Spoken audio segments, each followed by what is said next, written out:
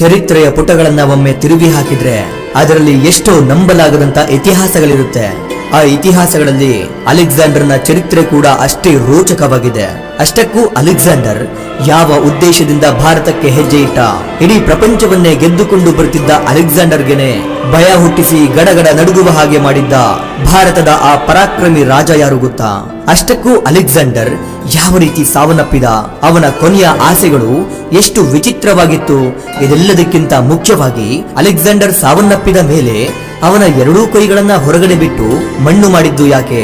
ಈ ರೀತಿ ಅಲೆಕ್ಸಾಂಡರ್ ಬಗ್ಗೆ ಮುಚ್ಚಿ ಹೋಗಿರುವ ಇತಿಹಾಸವನ್ನ ತೆರೆದು ಇವತ್ತು ನಿಮ್ಮ ಮುಂದೆ ಬಿಚ್ಚಿಡ್ತಿದ್ದೀನಿ. ಅದು ಕ್ರಿಸ್ತಶಕ 326ನೇ ಶತಮಾನ. ಐರೋಪ್ಯ ಖಂಡದಲ್ಲಿನ ಪರ್ಷಿಯಾವನ್ನ ಗೆದ್ದ ಉತ್ಸಾಹದಲ್ಲಿ ಇಡೀ ಪ್ರಪಂಚವನ್ನೇ ಗೆಲ್ಲಬೇಕು ಅನ್ನೋ ಆಸೆಯಿಂದ Babylonia, Manchuria, Turkey, Pakistan, Afghanistan, Tajikistan ಹೀಗೆ ದೇಶಗಳನ್ನೇ ಗೆಲ್ಲುತ್ತಾ ಮುಂದೆ ಸಾಗುತ್ತಿದ್ದ ಮೆಸಡೋನಿಯಾದ ರಾಜ ಅಲೆಕ್ಸಾಂಡರ್ಗೆ ಅತ್ಯಂತ ಸಂಪದ್ಭರಿತ ದೇಶವಾದಂತ ಭಾರತವನ್ನ ತನ್ನ ವಶಪಡಿಸಿಕೊಳ್ಬೇಕು ಅನ್ನೋ ಆಸೆ ಹುಟ್ಟುತ್ತೆ.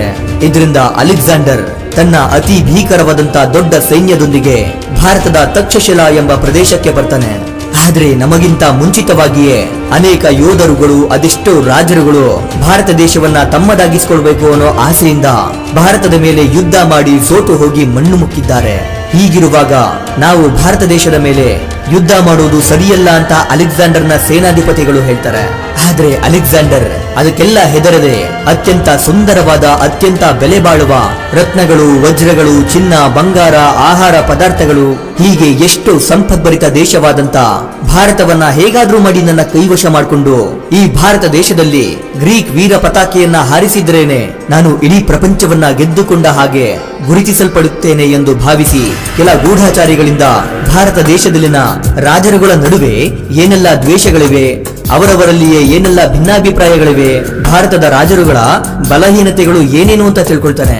ನಂತರ ಅವನು ಮೌರ್ಯ ಸಾಮ್ರಾಜ್ಯವಾದಂತ ಮಗಧ ರಾಜ್ಯದ ಮೇಲೆ ದಂಡಯಾತ್ರೆ ಮಾಡಬೇಕು ಅಂತ ಅನ್ಕೊಳ್ತಾನೆ. ಆದ್ರೆ ಮೌರ್ಯ ಸಾಮ್ರಾಜ್ಯಾಧಿಪತಿ ಚಂದ್ರಗುಪ್ತನು ಅಲೆಕ್ಸಾಂಡರ್ನನ್ನ ತನ್ನ ರಾಜ್ಯದ ಮೇಲೆ ಕಾಲೂ ಕೂಡ ಇಡೋದಕ್ಕೆ ಬಿಡಬಾರ್ದು ಅಂತ ಆ ರಾಜ್ಯದ ಸರಿಹದ್ದಲ್ಲೇ ಅವನನ್ನ ತಡೆಯುತ್ತಾನೆ.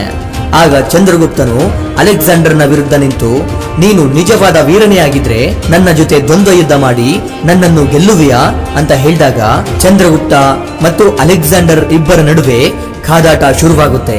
ಅದೇ ಸಮಯಕ್ಕೆ ಚಂದ್ರಗುಪ್ತನಿಗೆ ಮಂತ್ರಿ ಮತ್ತು ಗುರುವಾಗಿದ್ದಂತ ಚಾಣಕ್ಯನು ಅಲ್ಲಿಗೆ ಬಂದು ಯುದ್ಧವನ್ನ ಈಗಲೇ ನಿಲ್ಲಿಸು ಅಂತ ಚಂದ್ರಗುಪ್ತನಿಗೆ ಹೇಳ್ತಾನೆ. ಆಗ ಗುರುಗಳ ಮಾತನ್ನ ಮೀರಬಾರ್ದು ಅಂತ ಚಂದ್ರಗುಪ್ತನು ಯುದ್ಧವನ್ನ ತಕ್ಷಣವೇ ನಿಲ್ಲಿಸ್ತಾನೆ. ಅದನ್ನ ಕಂಡ ಅಲೆಕ್ಸಾಂಡರ್ ಆಶ್ಚರ್ಯಗೊಂಡು, ಭಲೆ, ಗುರುವಿನ ಆಜ್ಞೆಯನ್ನ ಚಾಚೂ ತಪ್ಪದೆ ಎಂಥ ಪರಿಸ್ಥಿತಿಯಲ್ಲೂ ಪಾಲಿಸುವ ನಿಮ್ಮ ಗುರು ಶಿಷ್ಯರ ಬಾಂಧವ್ಯ ನಿಜಕ್ಕೂ ಶ್ಲಾಘನೀಯ. ನನ್ನ ಗುರುಗಳಿಗೆ ಬಿಟ್ಟು ಮತ್ಯಾರಿಗೂ ತಲೆಬಾಗದ ನಾನು ನಿಮ್ಮ ಗುರುಗಳ ಕ್ರಮಶಿಕ್ಷಣವಷ್ಟೇ ಅಲ್ಲದೆ ಅವರ ತೇಜೋ ರೂಪಕ್ಕೂ ಕೂಡ ಮಾರಿ ಹೋಗಿ ಶ್ರದ್ಧೆಯಿಂದ ನಮಸ್ಕರಿಸುತ್ತೇನೆ.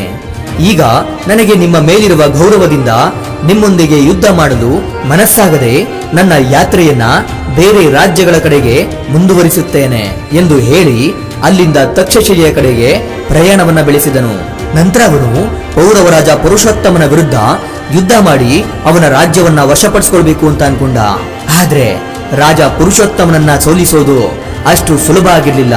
ಇದರಿಂದ ಅಲೆಕ್ಸಾಂಡರ್ ತನ್ನ ಸೈನ್ಯ ಬಲವನ್ನ ಹೆಚ್ಚಿಸುವುದರ ಬಗ್ಗೆ ಗಮನ ಹರಿಸ್ತಾನೆ. ಅಷ್ಟಕ್ಕೂ ಅಲೆಕ್ಸಾಂಡರ್ನ ಸೈನ್ಯ ಹೇಗಿತ್ತು ಅಂತ ಕೇಳಿದ್ರೆ ದಿಗ್ಭ್ರಮೆಗೊಳ್ತೀರಾ. ಅಲೆಕ್ಸಾಂಡರ್ ಯಾವೆಲ್ಲ ಸಾಮ್ರಾಜ್ಯಗಳ ಮೇಲೆ ಯುದ್ಧ ಮಾಡಿ ಆ ಸಾಮ್ರಾಜ್ಯಗಳನ್ನ ಗೆದ್ದ ಮೇಲೆ ಆ ಸಾಮ್ರಾಜ್ಯದ ಸೈನಿಕರನ್ನು ಕೂಡ ತನ್ನ ಸೇನೆಗೆ ಸೇರಿಸಿಕೊಳ್ತಿದ್ದ. ಅವನ ಸೇನೆಗೆ ಆಹಾರ, ಔಷಧ, ಯುದ್ಧ ಸಾಮಗ್ರಿಗಳು, ಇನ್ನಿತರ ವಸ್ತುಗಳನ್ನ ತರಿಸಿಕೊಳ್ಳೋಕೆ ಅಂತಾನೆ ಅವನ ಸೈನ್ಯದಲ್ಲಿ ದೊಡ್ಡ ಗುಂಪೆ ಇರುತ್ತಿತ್ತು. ಅವನ ಸೈನಿಕರು ಅವರ ಮನೆ ಸಂಸಾರಗಳನ್ನ ಬಿಟ್ಟು ತಿಂಗಳುಗಳ ಕಾಲ ಯುದ್ಧಕ್ಕೆ ಅಂತ ಬರ್ತಿದ್ರಿಂದ ಆ ಸೈನಿಕರ ಜೊತೆ ಸಾಕಷ್ಟು ಜನ ವೇಶ್ಯೆಯರನ್ನ ಕೂಡ ಕರ್ಕೊಂಡು ಹೋಗ್ತಿದ್ರು.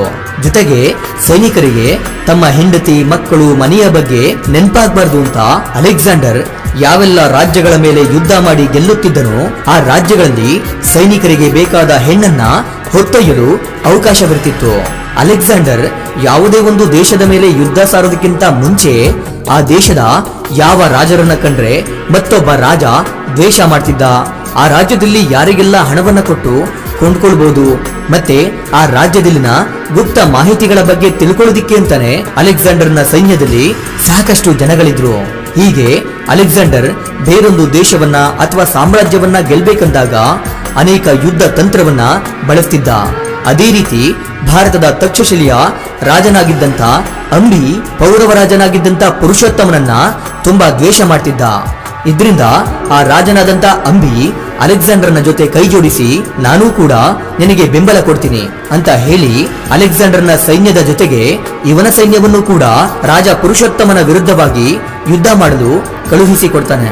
ಅಲೆಕ್ಸಾಂಡರ್ ತನ್ನ ಅತಿದೊಡ್ಡ ಸೈನ್ಯ ಬಲದೊಂದಿಗೆ ರಾಜ ಪುರುಷೋತ್ತಮನ ವಿರುದ್ಧವಾಗಿ ಯುದ್ಧವನ್ನ ಸಾರ್ತಾನೆ.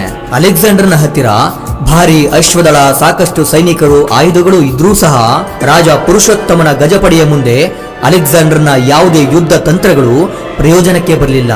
ರಾಜ ಪುರುಷೋತ್ತಮನ ಸೈನ್ಯಕ್ಕಿಂತ 2 ಪಟ್ಟು ಹೆಚ್ಚಾಗಿದ್ದಂತ ಅಲೆಕ್ಸಾಂಡರ್ನ ಸೈನಿಕರು ಭಾರತೀಯ ರಾಜ ಪುರುಷೋತ್ತಮನ ಪರಾಕ್ರಮಕ್ಕೆ ಹೆದರಿ ಅಲೆಕ್ಸಾಂಡರ್ನ ಸೈನಿಕರು ತಮ್ಮ ಪ್ರಾಣವನ್ನ ಉಳಿಸಿಕೊಳ್ಳೋಕೆ ಓಡಿ ಹೋಗ್ತಾರೆ.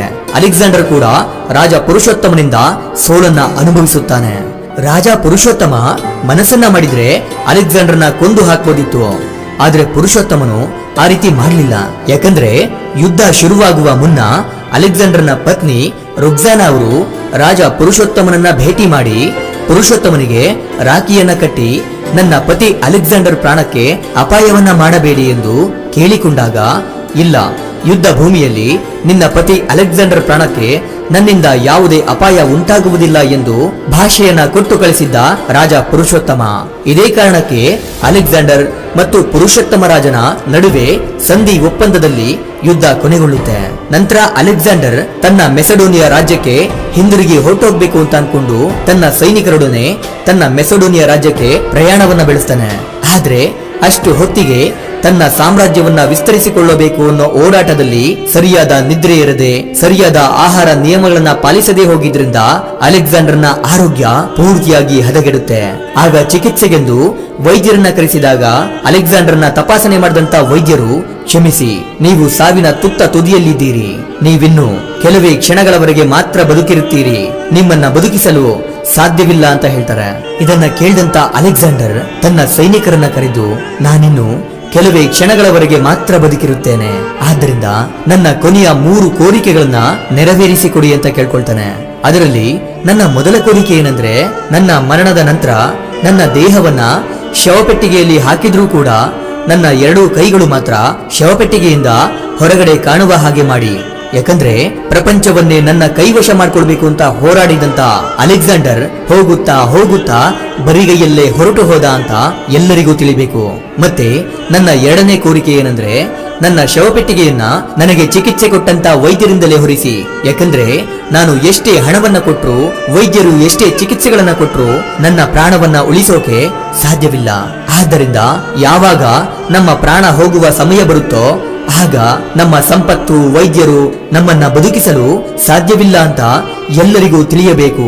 ಕೊನೆಗೆ ನನ್ನ 3ನೇ ಕೋರಿಕೆ ಏನಂದ್ರೆ, ನಾನು ಪ್ರಪಂಚವನ್ನೇ ಗೆದ್ದು ಸಂಪಾದಿಸಿದಂತ ಸಂಪತ್ತು, ಚಿನ್ನ, ಬಂಗಾರ, ವಜ್ರ, ವೈಡೂರ್ಯಗಳೆಲ್ಲವನ್ನ ದಾರಿಯುದ್ದಕ್ಕೂ ಚೆಲ್ಲಿ ಅದರ ಮೇಲೆ ನಡೆಯುತ್ತಾ ನನ್ನ ದೇಹವನ್ನ ಸ್ಮಶಾನಕ್ಕೆ ಕೊಂಡೊಯ್ಯಿರಿ.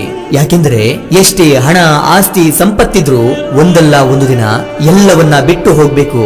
ಆದ್ದರಿಂದ ಕೇವಲ ಹಣ, ಆಸ್ತಿ, ಸಂಪತ್ತನ್ನ ಸಂಪಾದಿಸುವಲ್ಲೇ ಜೀವನವನ್ನೇ ಕಳೆದು ಬಿಟ್ಟಂತ ನನ್ನ ರೀತಿ ಇರದೆ, ಸಮಯವನ್ನ ವ್ಯರ್ಥ ಮಾಡದೆ ಜೀವನದ ಪ್ರತಿಯೊಂದು ಕ್ಷಣಗಳನ್ನ, ಪ್ರತಿಯೊಂದು ಸಮಯವನ್ನ ಖುಷಿಯಿಂದ ಅನುಭವಿಸೋದೇ ನಿಜವಾದ ಜೀವನ ಎಂದು ಎಲ್ಲರಿಗೂ ಅರ್ಥವಾಗಬೇಕು ಎಂದು ಹೇಳುತ್ತಾರೆ.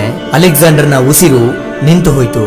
ಕೇವಲ 32ನೇ ವಯಸ್ಸಿನಲ್ಲೇ ಅಲೆಕ್ಸಾಂಡರ್ ಕಣ್ಣು ಮುಚ್ಚಿದ್ರು. ಅಲೆಕ್ಸಾಂಡರ್ನ ಇತಿಹಾಸವನ್ನ ಕೇಳಿ ನಿಮ್ಗೆ ಏನನ್ನಿಸ್ತು ಅಂತ ಕಮೆಂಟ್ ಮಾಡಿ ತಿಳಿಸಿ. ಇದಿಷ್ಟು ಇವತ್ತಿನ ವಿಡಿಯೋ. ಈ ವಿಡಿಯೋ ನಿಮ್ಗೆ ಇಷ್ಟ ಆಗಿರುತ್ತೆ ಅನ್ಕೊಂಡು ಮತ್ತೊಂದು ಹೊಸ ವಿಷಯದೊಂದಿಗೆ ಮತ್ತೆ ಬರ್ತೀನಿ. ಕೊನೆಗೆ ನನ್ನ ಈ ಶ್ರಮಕ್ಕೆ ನಿಮ್ಮಿಂದ ಬಯಸುವುದು ಕೇವಲ ಒಂದು ಮೆಚ್ಚುಗೆಯನ್ನ ಮಾತ್ರ. Anyway, thank you for watching.